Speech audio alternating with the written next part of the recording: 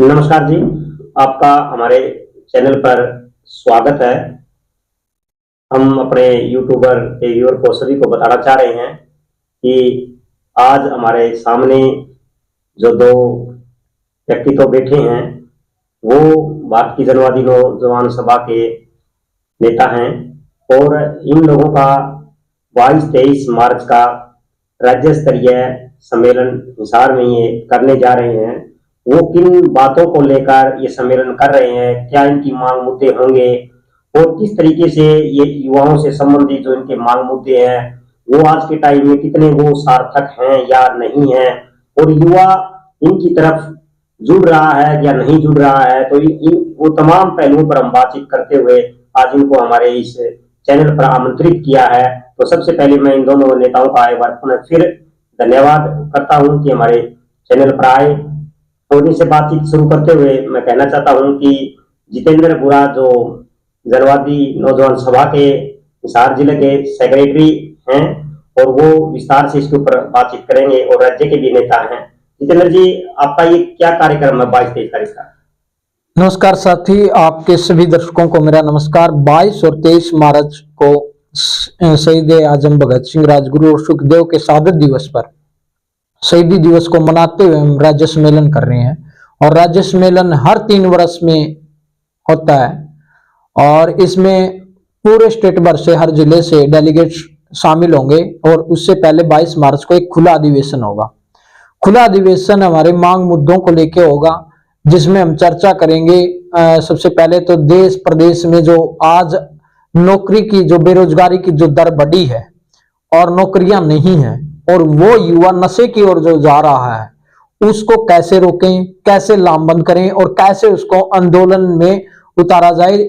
हमारा कोई लंबा चौड़ा वो नहीं है। हम यही कहते हैं कि सरकार कोई भी हो, कौन सी भी सरकार हो, वो युवाओं को प्राथमिकता पर युवा मुद्दे रखते हुए काम करे। खेल स्टेडियम, पुस्तकालय और लोगों को ज्यादा से ज्यादा रोजगार दें। आज बहुत से सरकारी पद खाली पड़े हैं और सरकारी स्कूल, बसें धड़ाले से जो बंद हो रही है, युवा के सामने आज रोजगार का एक बड़ा संकट है। और प्राइवेट क्षेत्र में जो युवा साथी आज अपने काम ज्यादा करते हैं और वेतन मिलता भी है, नहीं भी मिलता, 3-3 महीने तक वेतन रोक के रखते हैं, यूनियन बनाने का उनको अधिकार तक नहीं है। इन सब बातों को हम विशेष ध्यान में रखते हुए पर्यावरण को हम बचाएंगे। इन सारी चीजों को लेकर हम राज्य सम्मेलन करेंगे। खुला अधिवेशन भी हमारा होगा, जिसमें ऑल इंडिया के प्रेसिडेंट और अभी मौके पर जो सांसद हैं ए रहीम, वो साथी आएंगे। वो नौजवान सभा के पूरे देश के अध्यक्ष हैं। ये आपके अलग अलग जिलों से जो हरियाणा के, उनसे यहाँ पर युवा आएंगे, वो 2 दिन इस तरीके से विचार विमर्श करेंगे।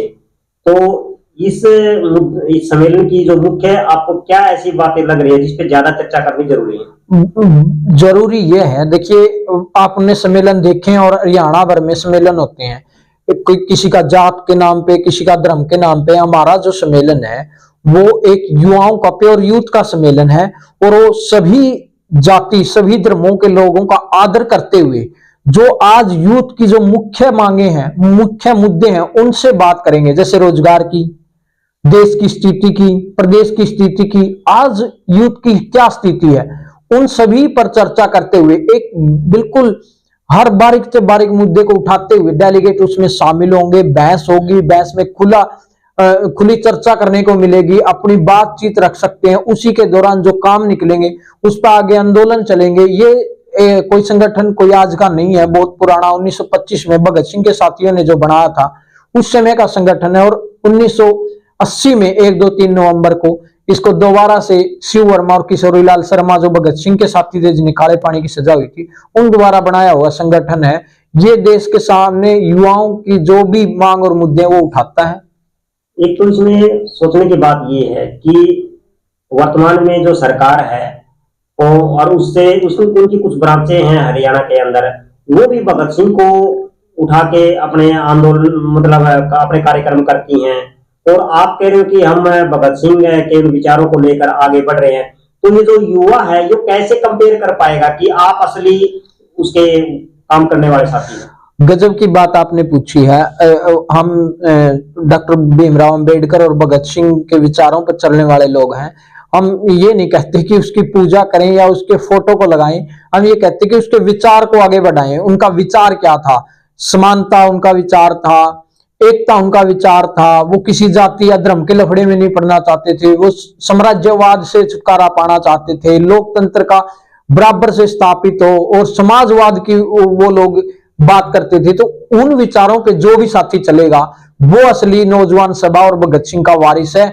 उन्हीं बातों को लेकर हम राज्य सम्मेलन करेंगे और लोगों को यह पहचानना होगा कि समाजवाद की जो बात कर रहा है, लोकतंत्र की जो बात कर रहा है, जो भेदभाव को मिटाने की बात कर रहा है, वो असली भगत सिंह का वारिस है और वो इस सम्मेलन में जरूर पहुंचेगा। देखिए, आज के टाइम में युवा के लिए सबसे बड़ा जो मुद्दा है वो रोजगार का है, और रोजगार को लेकर काफी हरियाणा के आंकड़े भी आए हैं कि बेरोजगारी में पूरा भारत में हरियाणा नंबर 1 है। लेकिन यहाँ का जो युवा है ज्यादातर, वो एक तरीके से इस मुद्दे को उस रूप में नहीं देख पा रहा कि बेरोजगारी यहाँ पर चरम सीमा पे है। वो अपने आप को बेरोजगार तो मानता है, लेकिन हरियाणा लेवल पे जो कोई लामबंदी हो, युवाओं की एकजुट हो उस रोजगार को लेकर, ऐसे जब कोई प्रयास कोई करता है तो उसका उस तरीके से साथ नहीं मिल पाता।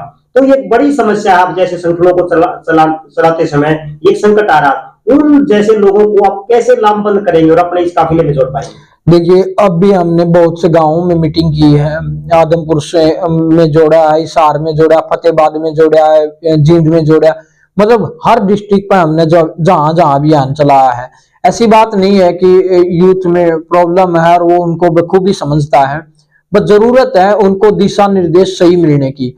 और हम यही उम्मीद करते हैं कि उनको दिशा निर्देश इस सम्मेलन के जरिए मिलेगा और एक बड़ा आंदोलन आगामी दिनों में हरियाणा में देखने को आपको मिलेगा, और वो आंदोलन किसान आंदोलन से काफी बेटर होगा। तो आपको एक भविष्य में चीजें दिखाई दे रही हैं कि युवा का रोजगार को लेकर एक बड़ा भविष्य में बड़ा आंदोलन होने वाला है, और आपको ये भी लग रहा है कि हम उसमें अपनी भूमिका ले पाएंगे?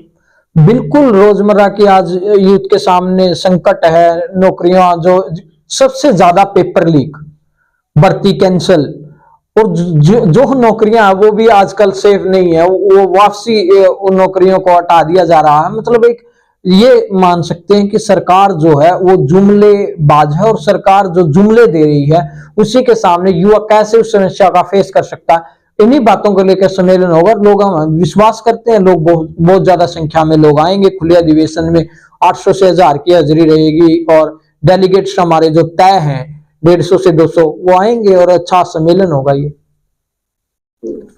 इस सम्मेलन की काफी गर्माहट दिखाई दे रही है, खास करके हिसार के अंदर, और शायद सत्ता पक्ष भी इस बात को लेकर सचेत भी होगा।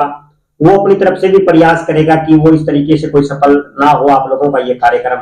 उन्हें पता है कि वो आपके खिलाफ ही कहीं ना कहीं लामबंद करेंगे। तो इस चुनौती को यदि आप स्वीकार करते हैं तो क्या लगता है कि आपका फिर भी ये कार्यक्रम, आप 700-800 का प्लस का कार्यक्रम करना चाह रहे हैं, हो जाएगा फिर भी? बिल्कुल होगा जी, ऐसी कोई बात नहीं है। और सत्ता कभी नहीं चाहती कि हमारे सामने ये मतलब जो हमारी दिखते हैं, हमने जो जनता को समस्या पेश कर रखी है वो समस्याएं सामने आए। इसीलिए हमारे सामने चुनौती यही है कि लोगों को ज्यादा से ज्यादा जाके ये बताएं कि जो चुनौतियां हैं उनके खिलाफ कैसे लड़ना है, और शांति से आप कैसे उन चीजों का आसानी से हल निकाल सकते हैं, कैसे आप शांति प्रिय आंदोलन चला सकते हैं। इन्हीं बातों को लेकर हम जाट धर्मशाला में 22 और 23 मार्च को राज्य सम्मेलन कर रहे हैं, जो कि यूथ का राज्य सम्मेलन है। और इसमें मैं हर यूथ से, हरियाणा के यूथ से यह अपील करता हूं कि इस सम्मेलन में आए, इसको कामयाब बनाएं, ताकि आपकी जो समस्या है, बस पास की समस्या है, छात्रों की आज वजीफे नहीं मिल रहे, छात्रों के कितनी बड़ी बड़ी समस्याएं आज आने लग रही हैं, और प्राइवेट सेक्टर में तब्दील किया जा रहा है। मतलब ये किया जा रहा है कि गरीब जो आदमी है उसे जीने का कोई अधिकार नहीं है, और जीने का अधिकार है तो वो धर्म और जाति के उलझेड़ों में उलझा रहे। उसे कोई पढ़ने का या फिर उसे राजनीति के ज्ञान लेने की कोई आवश्यकता नहीं है। इस तरह के सरकार के जो प्रयास है उसको विफल करने वाला, सारे प्रयासों को विफल करने वाला यह सम्मेलन बनेगा। आप बिल्कुल सही कह रहे हैं। जो पढ़ने की जो आपने अभी बातचीत करी है, और मैं पढ़ाई से संबंधित आपसे पूछना चाह रहा हूँ कि युवा खास करके कोई किताब पढ़ने की बजाय वो कहीं सोशल मीडिया पे ज्यादा पढ़ना उचित समझता है आज के टाइम में, जो शॉर्टकट रास्ता है। और क्या आपके पास भी ऐसा कोई माध्यम है कि युवा को जोड़ने के लिए कोई हम कोई ऐसा नेटवर्क पर काम करें? क्योंकि आप किताबें दोगे पढ़ने के लिए तो शायद वो नहीं पढ़ पाएगा, और आप उनको कहीं बुला के एक कोई लामबंदी के तौर पर उसको ऐसे करेंगे, शायद युवा उस रूप में भी अपनी भूमिका बहुत ही कम निभा पाएगा।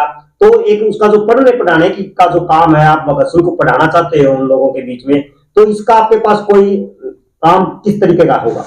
मैं तो यही मानता हूं कि आप सोशल मीडिया पे भी मतलब चीजों को देखते हैं, जब वो फालतू की चीजें न देख के सोशल मीडिया पे बहुत सी अच्छी अच्छी क्रांतिकारी फिल्में हैं वो देख सकते हैं। The legend of Bhagat Singh देख सकते हैं, जानकारी ले सकते हैं कैसे उन लोगों ने आजादी के सपने देखे थे, क्या वो वास्तविक आजादी है। मैं सभी युवाओं से एक अपील जरूर करूंगा कि आप जितना सोशल मीडिया देखते हैं सारा चीज करिए, लेकिन the legend of Bhagat Singh जरूर देखिए। अशोक जी, आप मेरे को ये बताइए कि युवा पढ़ भी रहा है, युवा काम भी कर रहा है, और खास करके वो युवा जिसकी शादी हो चुकी है और उसको इस तरीके से काम करना पड़ जाए, अपने भगत सिंह को के विचारों को आगे बढ़ाने के लिए एक समर्पित तौर पे काम करना पड़ जाए, इस संगठन को आगे बढ़ाने के लिए एक समय मांगता है, तो आप जैसे लोग उसको कैसे हैंडल करेंगे? ऐसे लोगों को अपने साथ कैसे जोड़ पाएंगे कि वो शादी के बंधन में भी बंधा हुआ है लेकिन वो इस लाइन पे भी काम करना चाहता है, तो किस तरीके की कठिनाइयां आती है और उसको आप किस तरीके से मतलब डील कर सकते हो? देखिए साथी, कठिनाइयां तो आती है। मैं भी एक परिवार से ही हूँ, तो मेरे बच्चे हैं और घर पे सभी कठिनाइयां आती है, क्योंकि खेती का काम करते हैं। वो करते हुए भी साथ में हम संगठन में काम कर रहे हैं। तो और भी साथी है जिसके घर पे कठिनाइयां आती है, तो उनको भी हम यही कहते हैं, भाई ये देखो, हम सामाजिक जो मुद्दे हैं, मांग है, वो सभी उठाते हैं, और घर का जो हालात होते हैं उनको देखते हुए हम काम करते हैं। तो इसलिए सभी साथियों को भी यही कहना चाहेंगे, वह अपना जो भी थोड़ा बहुत समय बचता है वो सामाजिक कामों में, जो अपने जन संगठन है उनको बना के लगाइए।